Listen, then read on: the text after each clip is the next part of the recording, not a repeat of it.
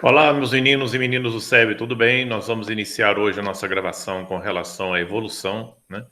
São vários blocos desse tipo de assunto tremendamente interessante, muito frequente no vestibular. E hoje nós vamos trabalhar com a parte ligada a evidências evolutivas, né? São divididos em dois blocos. Primeiramente, vou apresentar a vocês o bloco 1, depois eu vou apresentar o bloco 2 para vocês realmente ficarem cientes. É extremamente importante que vocês assistam esse tipo de assunto, né, que vai ser postado para vocês no YouTube, e que trata-se de um mesmo espírito da chamada aula invertida, que vocês assistindo previamente, fazendo a parte do exercício depois que a gente coloca em sala, fica mais em caráter de revisão, portanto, mais fácil vocês entenderem. Tá? Portanto, não ignore esse tipo de procedimento, porque ele traz a vocês uma vantagem muito grande, né, de vocês poderem dominar melhor o assunto e o que é melhor, no caso, você aprender de uma forma até mais rápida, tá? E mais eficiente. Então, vamos trabalhar o nosso assunto de hoje, né? Sem muita delonga. Puxar a parte da tela plena e vamos lá. Ó. O assunto nosso é esse, ó.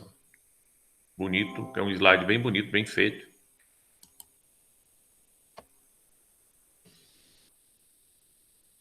Deixa eu fechar isso aqui. Poder acompanhar bonitinho. Então vamos lá. Ele tem um início bem bacana de um filmezinho que mostra, né, o início da evolução da vida no planeta, passando por vários tipos de grupos, né, de seres vivos, até culminar com o surgimento da espécie humana na face da Terra. Então é bem rápido, bem acelerado, né, mas não deixa de ter de ser uma imagem curiosa, né, com relação às etapas da evolução da vida no planeta. Né. Eu sou o professor Márcio Pinho, responsável para a parte desse projeto, porque trata-se do projeto Biologia Passo a Passo, né, em que você pode adquirir esse assunto em fascículos, né, colocado para você num estilo de revisão programada, com uma série de exercícios, depois fechando um assunto que são específicos, um simulado. Então, você pode encomendar isso na minha mão, tá? E se vocês forem assistirem no link, vocês não esquecem de dar um likezinho, não, viu? Porque está aí conta a ponto, no sentido do Google abrir espaço para você poder colocar mais vídeos, tá? O resumão que a gente tem no bloco 1, ele vem exatamente nesse tipo de trabalho. Nós vamos primeiro focar a estrela máxima da evolução, né, que é as evidências de casos que o planeta sofre transformação, porque é transformação, que a palavra evoluir significa transformar, e a evidência disso está baseada nos fósseis. Tá? E aí você tem todo o histórico, né, do que ele é, como ele é formado, o que significa a palavra fóssil e assim vai.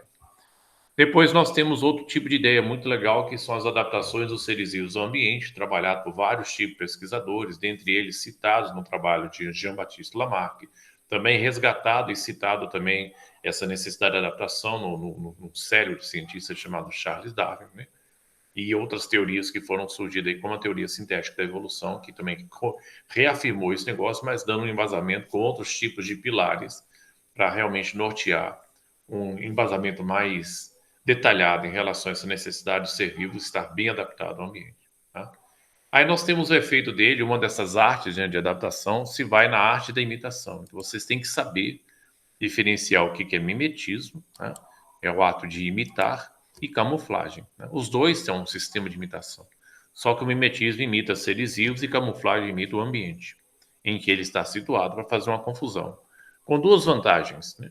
Se livrar de um predador, ou então criar, né, um sistema como se fosse uma espécie de uma armadilha para confundir a presa e ele do nada surgir e pegar. Né? Se valer dessa parte de camuflagem para poder capturar também uma vítima. Okay? Então é um assunto bem interessante. Vai ver imagens aí que são muito bacanas, bem belíssimas mesmo.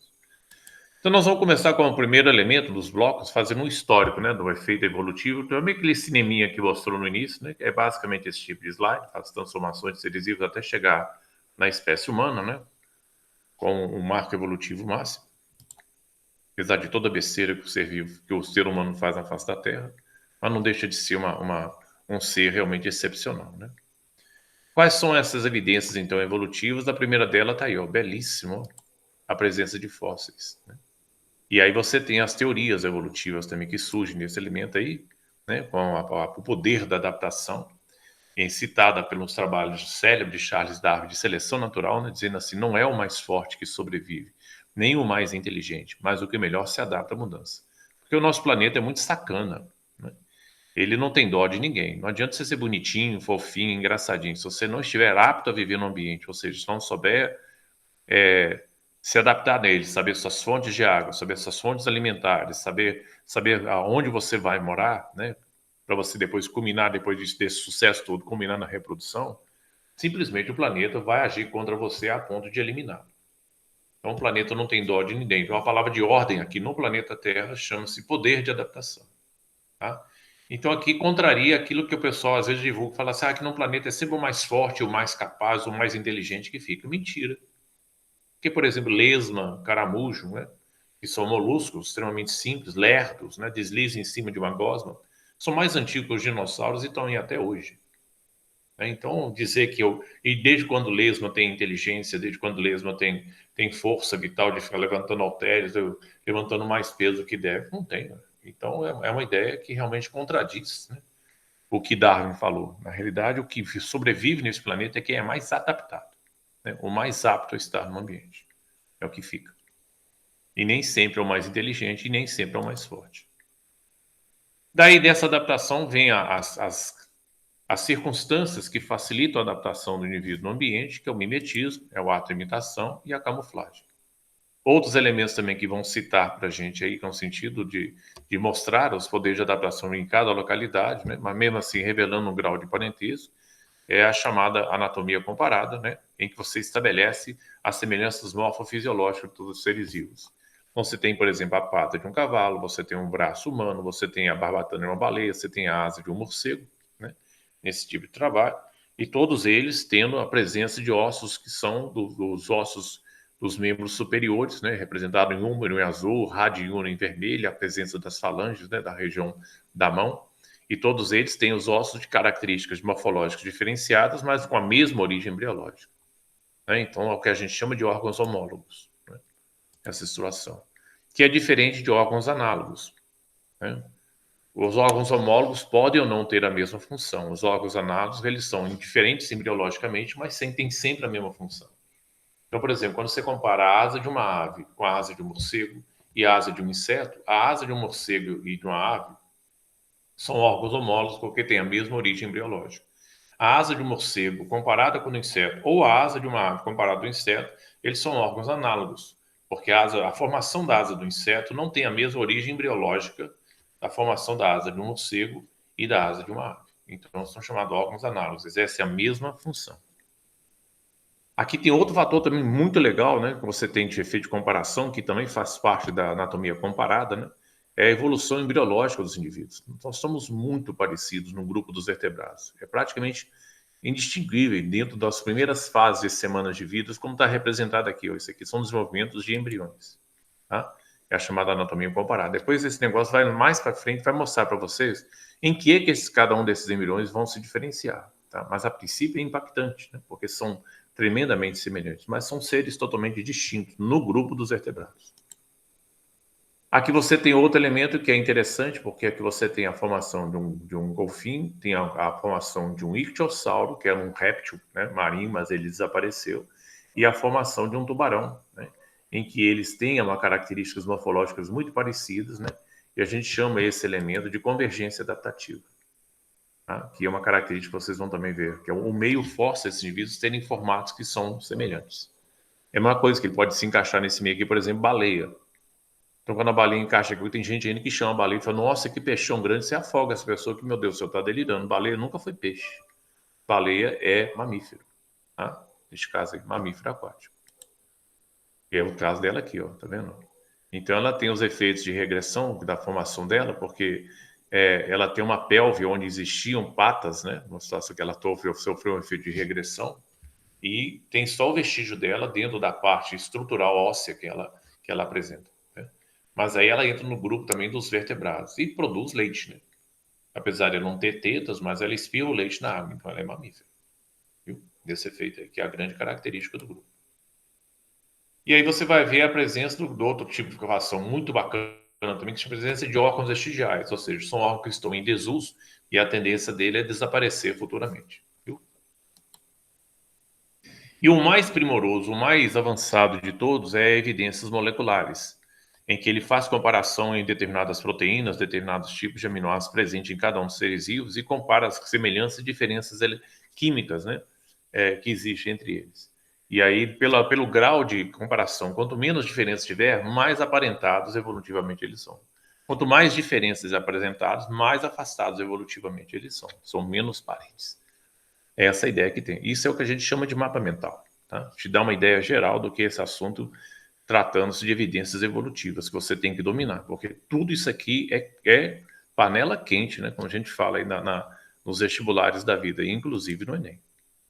Então vamos começar com o elemento mais evidente, né, da evidência de evolução, que é fóssil. Né? Dificílimo achar esses bichos. Quem acha, acha por sorte. Né?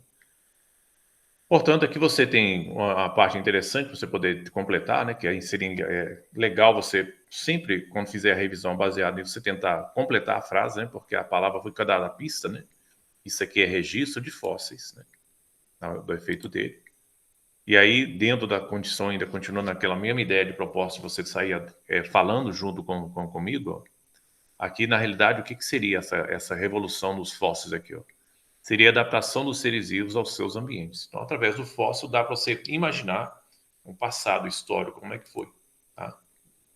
Aí, dentre eles, você também consegue comparar, né, como foram os bichos do passado com os bichos de hoje, os bichos de hoje. Então, a gente chama de semelhanças anatômicas, tá?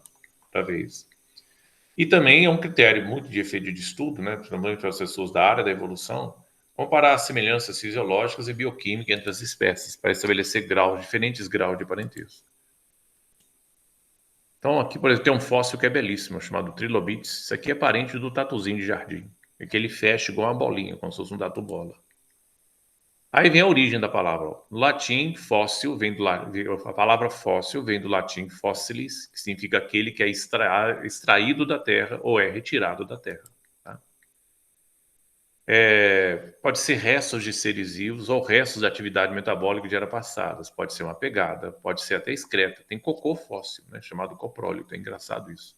E através desses cocôs sólidos, coprólitos, que são chamados, né, de cocô fósseis, ele consegue detectar, né, através de aparelhos especiais, que tipo de alimento, né, um determinado ser vivo poderia comer no passado.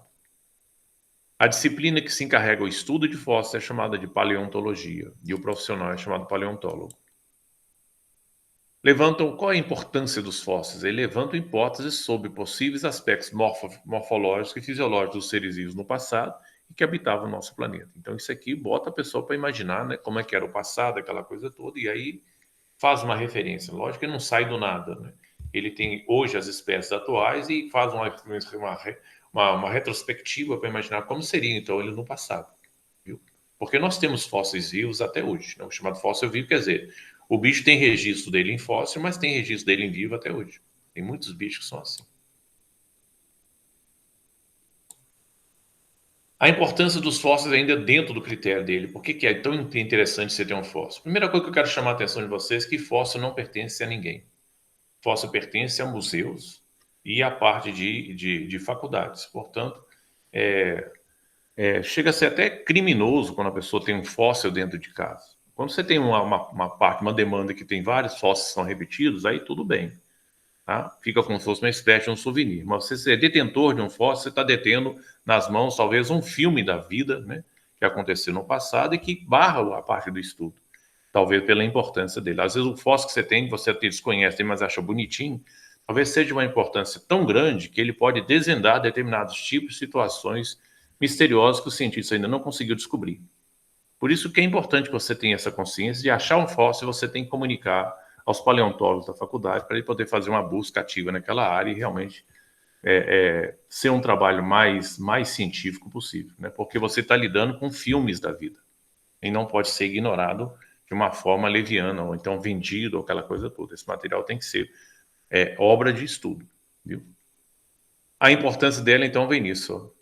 Ela evidencia provas de colonização do nosso planeta por espécies morfofisiológicas diferentes em relação às nossas espécies atuais.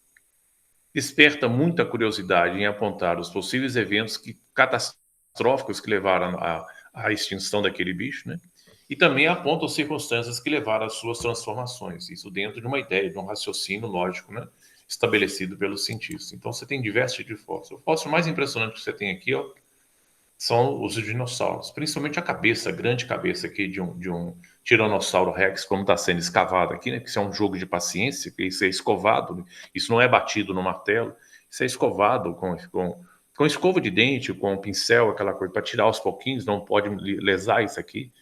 Aqui você vê a dentição do tiranossauro rex, chega a ter 15 centímetros de tamanho, né? São verdadeiros carniceiros, né, do tamanho dele.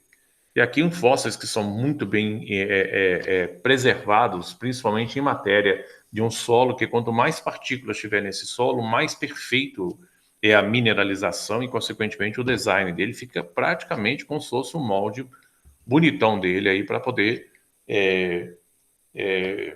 embelezar os olhos de um paleontólogo, né? Porque ele fica fascinado com isso, pela riqueza de detalhes, então, consequentemente, você aumenta mais as chances das pessoas acertarem essas ideias, né, no passado, como é que esses bichos são.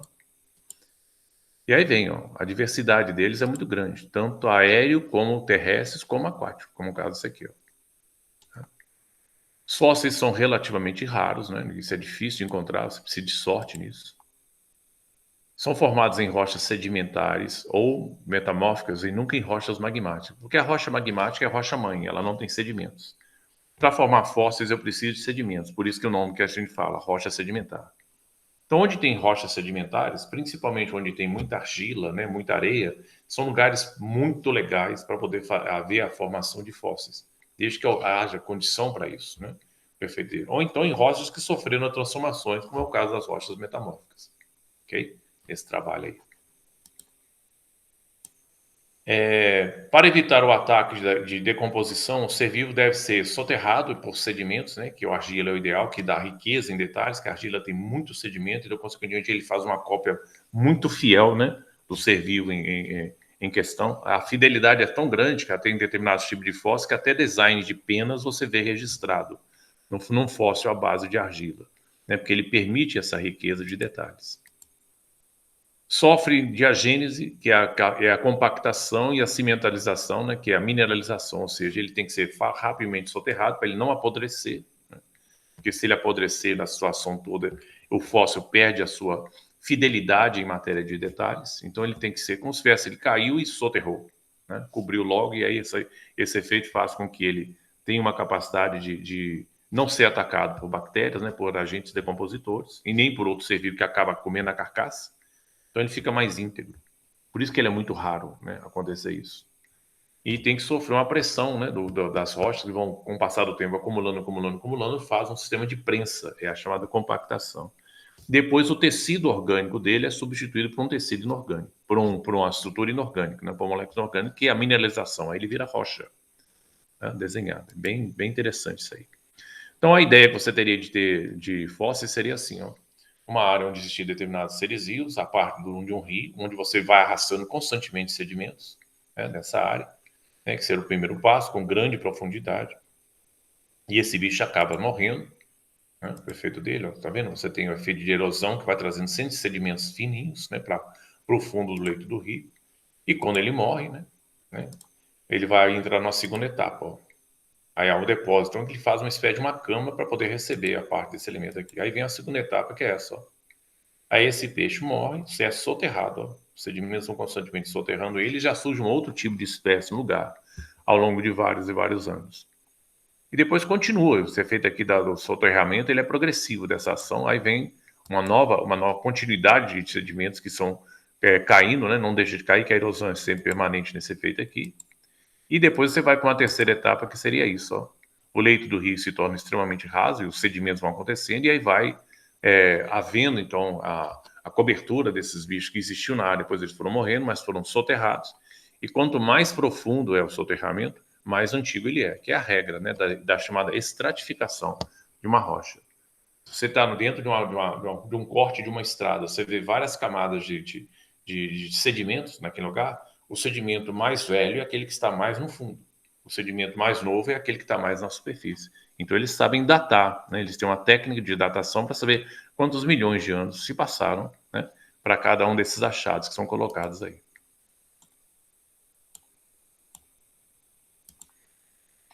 Então, o melhor lugar para você achar isso é exatamente em regiões onde você tem a presença de roças sedimentares. Então tá aí, ó. Sobre o tema evolução, fizeram essas afirmações abaixo. As espécies dos seres vivos são passíveis de modificação, podendo sofrer alterações morfofisiológicas ao longo do tempo. Verdade. Prova de que o nosso planeta foi habitado por seres diferentes do que existe atualmente é a existência de fósseis. Também é verdade, tá? Porque os fósseis que você acha não é a mesma coisa dos bichos aqui em cima. A semelhança entre os seres vivos não são apenas visuais, ou seja, não há relação entre aminoácidos e citocromos e aproximação evolutiva entre eles. Isso aqui é falso, porque você tem uma ciência que é chamada fisiologia comparada, né? E aí ele compara exatamente essas substâncias entre si e verifica o grau de semelhança e diferença entre eles, para estabelecer o grau de parentesco. Então, certas é apenas a 1 e 2. Tá? A terceira está errada.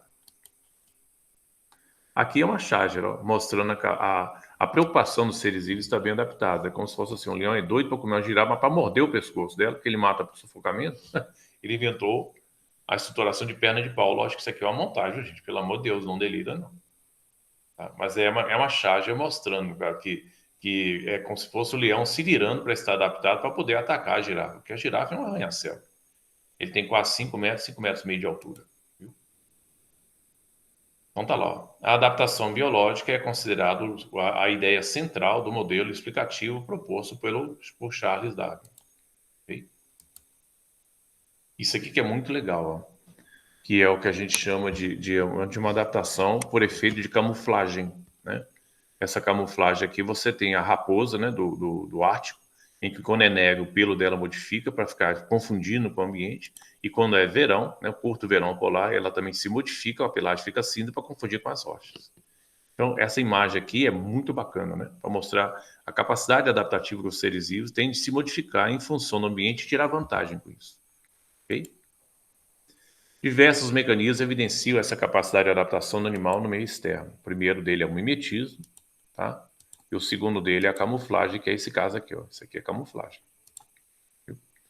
E também você tem outro fator extremamente importante, que esse ser vivo tem que ser resistente a determinadas doenças que existem no lugar. Né? Porque às vezes o lugar tem determinados fibros e bactérias que são inerentes naquela área. Se ele não for resistente a isso, ele acaba morrendo. Então, por isso que eu estou falando para você, é difícil viver no planeta Terra. Porque a palavra de ordem aqui chama-se adaptação. Se você não for apto a ficar naquele ambiente, vai morrer. Viu? É basicamente o que o vírus do Covid está fazendo. Ele está selecionando, de qualquer forma, as pessoas. Quem tem sistema imunológico fraco, está ceifando. Tá? Então, você se safar disso, em vez de você testar se seu sistema imunológico é fraco ou não para morrer, é preciso você usar a vacina, que é uma questão de bom senso. Esse exercício aí mostra uma coisa interessante. Ó. De acordo com a Secretaria da Saúde, né, do Distrito Federal, Fabíola Nunes, os episódios de infecção hospitalar causado pela bactéria Klebsiella pneumonia, carbapenase, mais conhecida como KPC, estão sob controle. A população não deve deixar de procurar os hospitais em razão do medo de contaminação, porque essa bactéria aqui está matando muita gente. A chamada doença é a chamada infecção hospitalar. E é provocada por essa bactéria que é violenta. A bactéria KPC é resistente aos efeitos de alguns antibióticos, o que dificulta o combate à doença. Vamos tentar eliminá-la, quer dizer, a bactéria, mas se isso não for possível, pelo menos tratar a doença e evitar novos contágios, afirma.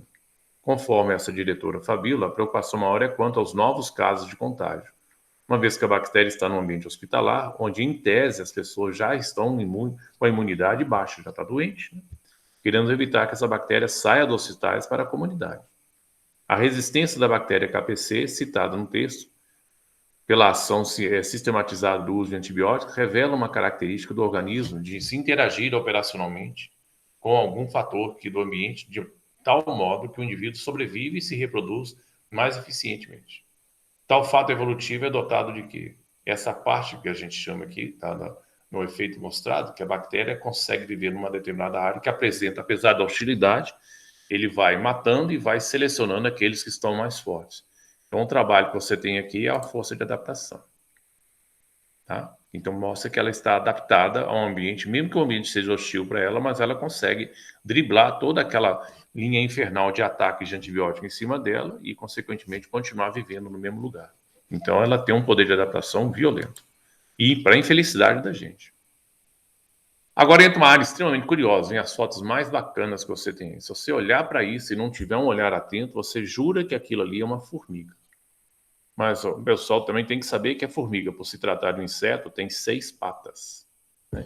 E se você contar aqui, você tem 1, 2, 3, 4, 5, 6, 7, 8. Portanto, isso aqui não é uma formiga. Isso aqui é uma aranha. É uma aranha que imita uma formiga.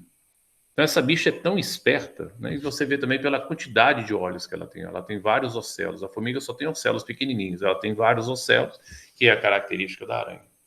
Essa bicha aqui, ela vive no formigueiro e comida para ela não vai faltar nunca, porque ela, assim que ela está com fome, ela olha uma formiga passando perto dela, lá, minha refeição está ali, ataca e come. E ela tem o cheiro do formigueiro, portanto, ela aceita como tal. Tá? É uma predadora que nunca vai passar fome. Então, é uma arte de imitação espetacular. Tá? Porque todo mundo olha para ele e fala, não, isso aqui é uma formiga, mas uma formiga não tem 8 patas. Quem tem 8 patas é a aranha. Tá? Isso é um chamado mimetismo, espetacular.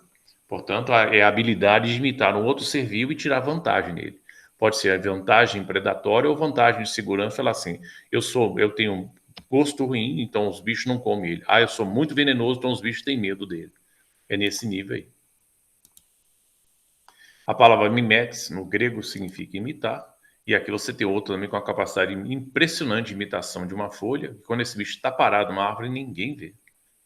Aí, de repente, esse bicho começa a andar e, por azar dele, alguns bichos falam, peraí, uma folha andando, eu nunca vi um troço desse. Mesmo assim, o bicho fica na botuca, né? Porque é um inseto imitando uma folha.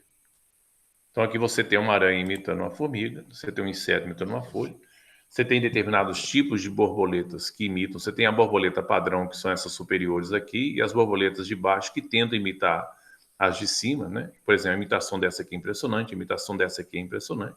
Essas borboletas têm gosto ruim, essas borboletas têm gosto bom.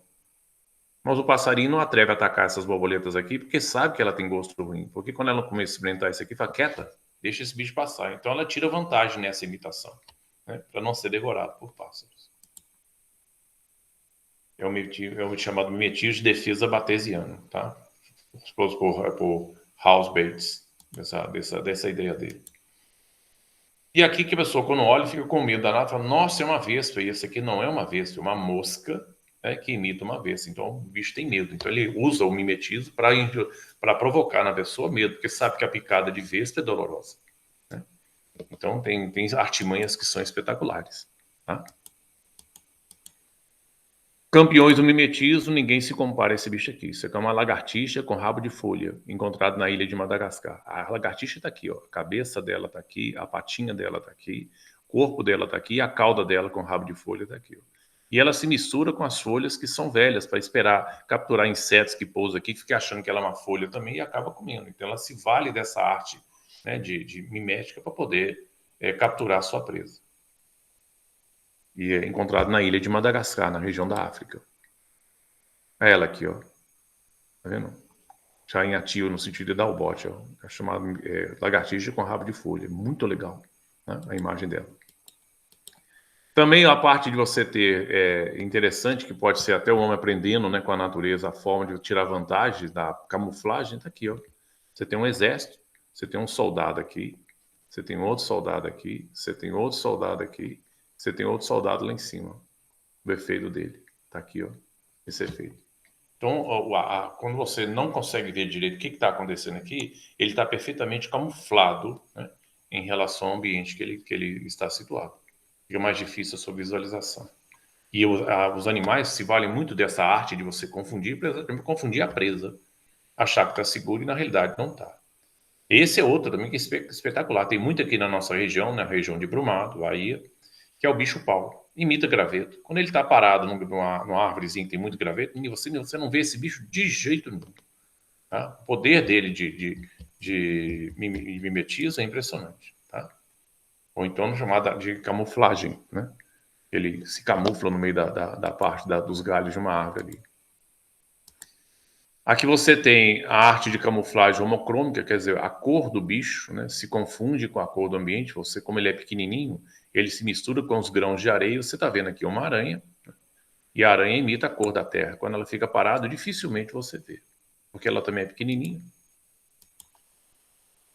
Também aqui você tem uma camuflagem bem interessante, que é da rã, né? Você tem aqui uma rã, que diante das folhas, da formação do corpo dele, limita também a coloração do ambiente para poder confundir o predador, né? E fica de boa ali também. Aqui também você tem uma outra camuflagem de um mocho, né? Que é uma coruja, que você está vendo ela aqui. Você tem as peninhas dela que parecem um chifrinho, o olho dela está aqui. Aqui você vê a formação dela do bico e o corpo dela aqui, ó. Tá na abertura, que a casa dela com os filhotinhos está aqui embaixo. Mas de longe aqui ninguém sabe o que é isso, né? Porque ela fica parada. Então a coloração das penas dela confunde com o fundo da árvore e fica numa camuflagem perfeita, né? É chamada homocromia, né? Tudo basicamente da mesma cor. Então a imagem realmente impressiona. Essa foto aqui é minha. Isso aqui tem um pássaro chamado urutau, eu tirei na fazenda de um colega meu, né? Em que você tem a fêmea aqui do passarinho e o filhotinho dele aqui na frente, ó. E ela confia tanto nessa camuflagem dela que você jura que é um toco de uma árvore, né? Faz parte da cerca. Então ela tem uma camuflagem realmente bem interessante, né? O urutau e seu filhote. Aqui eu cheguei bem perto para poder fotografar aqui essa imagem aqui é a mesma dessa, ó. Repara que está o bico, aqui está o olho, que ele tem uma boca enorme também, que ele anda basicamente uma árvore crepuscular. E o filhotinho imita a mesma posição da mãe. O olhinho está aqui e o bico aqui na ponta. Tá? E fica perto. Às vezes tem gente que passa até a mão, ele levanta o olho, abre um olho gigantesco, né, que ele tem um olho de coruja praticamente, e abre o bico e assusta a pessoa. Tanto é que o homem que estava andando com a gente, ele encostou nele, ele abriu as asas, ele tomou um susto. Meu Deus do céu, a seca está viva. Eu nunca ri tanto, né, com essa passagem que teve vendo aqui do efeito dele. Ele não voou. O que é mais interessante, ele ficou quieto no lugar dele. Simplesmente advertiu a pessoa que ele estava lá, mas não voou do lugar. Não saiu dele. Então ele confia muito nesse sistema de camuflagem. Tá? Aqui você começa os tipos de mimetismo. Você tem o mimetismo chamado batesiano e o mimetismo milleriano, né? Como é que você vai diferenciar eles aqui? Ó? O mimetismo, o indivíduo atua para enganar os sentidos de outro animal, tanto visual como gustativo, como adaptativo, né? Ou olfativo. Esse efeito aqui, ó. Auditivo também, né? O efeito deles. Os animais que praticam o mimetismo tentam se parecer com os outros animais, com o intuito de quê? De parecer quem não é. Tá? É a mesma coisa que você tem uma falsa coral que imita as corais verdadeiras. Ela não tem veneno, as outras têm. Tá? Então você tem um mimetismo batesiano que é esse, ocorre nessa figura 1, que é uma falsa coral, e com as demais calças, que são todas elas peçonhentas. O veneno dessas bichas aqui é respeitável. E o mimetismo milleriano, elas têm, são parecidas e com poder de venenos também, de toxicidade, realmente bem próximas uma das outras. Então elas começam a ficar desse jeito, apesar de serem espécies diferentes, cada um com um certo detalhe, mas elas são relativamente parecidas. Lembra, né? Porque ela é toda listradinha, compostos basicamente com as letras vermelha, branca e vermelha. Preto, vermelho e branco. A falsa coral, normalmente, ela tem um ventre branco. Ela não esse anel não fecha todo o corpo dela, não. E essas cobras, no caso, fecham o corpo todinho. Tanto na parte do dorso como no ventre, as cores são padronizadas, tá? São as mesmas.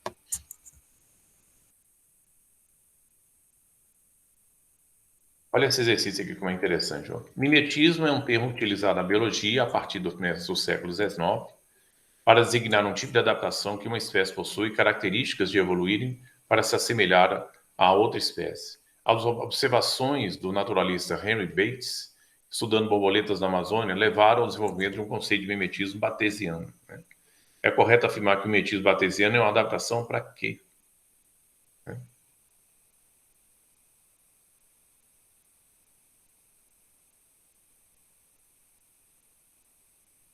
O mimetismo batesiano está nessa letra D aqui. Ó. Na letra E. O modelo tóxico ou perigoso é imitado por espécies palatáveis ou inofensivas, né, dessa ação dela. Porque o modelo o modelo para a letra D, eu falei sem querer aqui, o modelo tóxico e perigoso é imitado por espécie igualmente tóxica, não, é imitado por espécies que normalmente ela não oferece perigo nenhum. Então, elas são palatáveis, quer dizer, elas podem ser comidas, mas como ela imita uma espécie que ela é perigosa, né, ou tóxica, então ela tira vantagem nisso. Então, a certa mesmo é a letra E. O modelo tóxico ou perigoso é imitado por espécies palatáveis ou inofensivas. Mas o bicho fica com medo, né, que ela tem a cor do indivíduo que é ofensivo, né, que é venenoso, então tá aí.